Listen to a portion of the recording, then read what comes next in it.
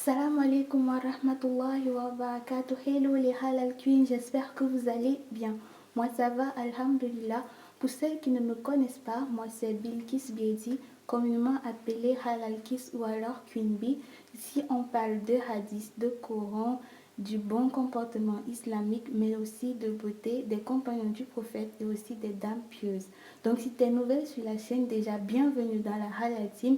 N'hésite pas de t'abonner et d'activer la cloche de notification pour ne plus jamais rater aucune de nos vidéos.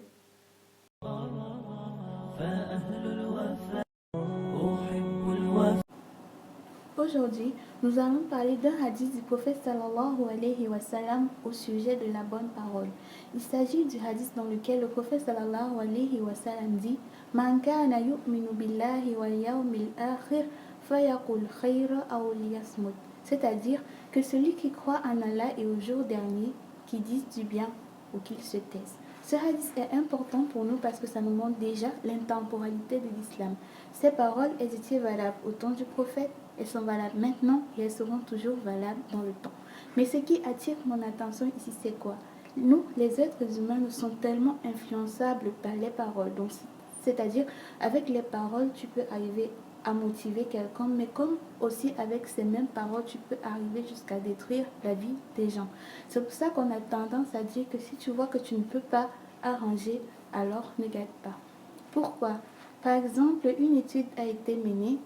Une mère, elle a amené ses 3 enfants dans un centre où on apprend à lire vite. Lorsqu'elle donne ses enfants au professeur, elle dit, les deux là, ils sont bien. Mais celui-ci, vraiment, il dérange beaucoup. Il se peut qu'il te demande la même question 10 fois. Il est un peu bête, tu vois. Ne prends pas ça mal. Donc, lorsqu'on entend les paroles de la mère, c'est dit que peut-être à la maison, elle a tendance à lui faire savoir, lui faire comprendre à travers ses mots que c'est un con. Et puis l'enfant aussi, il a enregistré ça comme ça. Mais qu'est-ce que le professeur a fait? Lui, dans la salle, il a considéré cet enfant comme le plus intelligent. Et à chaque fois, il disait, tu es très intelligent, tu connais tout, tu connais mieux. Et à la fin de l'expérience, ce garçon, non seulement son record a dépassé celui de ses frères, celui de tous ceux qui étaient dans la salle, mais aussi c'est le meilleur record que ce professeur n'ait jamais eu. Donc, c'est-à-dire, il faut toujours qu'on fasse attention à nos paroles parce que nos paroles influencent beaucoup celles qui les reçoivent. Un autre exemple, une étude a aussi été menée sur ceux qui sont toujours stigmatisés par rapport à leur corps, soit trop gras, soit trop mince. D'autres sont tellement traumatisés au point où ils arrivent même à se suicider. C'est-à-dire ils reçoivent de mauvaises paroles des gens et ils arrivent à se suicider. Mais ce n'est pas tout. Lorsque nous sommes souvent en colère, on cherche toujours des paroles qu'on va dire qui va blesser la personne de telle en sorte que la personne ne va jamais l'oublier. Et c'est le cas. Même si après la colère, on peut s'excuser, mais le fait que cette mauvaise parole a déjà eu sur la personne est tellement néfaste. Mais aussi, la parole n'influence pas que les êtres humains, elle influence aussi même les plantes.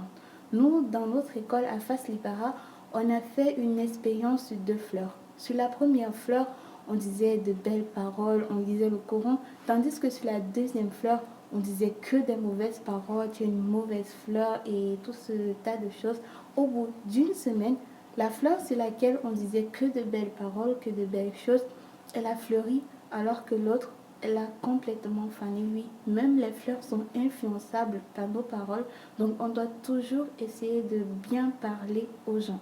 Mais aussi, les mauvaises paroles qui sont prononcées n'influencent pas que celles qui les reçoivent. Elles nous influencent aussi nous, on va dire celles qui les disent.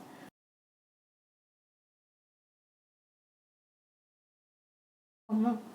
Allah dit dans un hadith que lorsque mon serviteur commet un péché qui le concerne entre lui et moi, s'il fait bien son repenti, moi je le pardonne. Mais si le péché commis concerne 2 serviteurs, moi je ne rentre pas là-dedans. Si le serviteur te pardonne, tant mieux.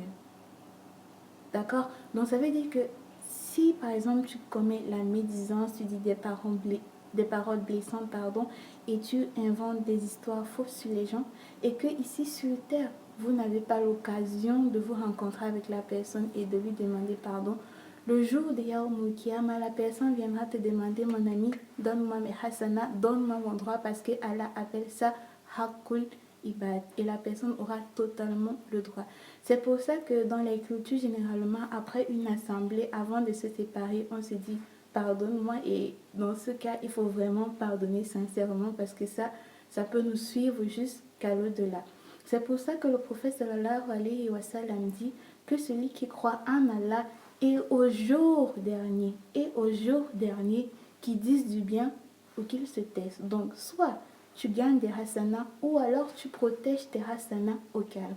Voilà, c'était tout pour cette petite vidéo.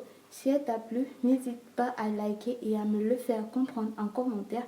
Mais aussi, donne-moi ton avis sur ce hadith. Et d'ici à la prochaine vidéo, portez-vous bien.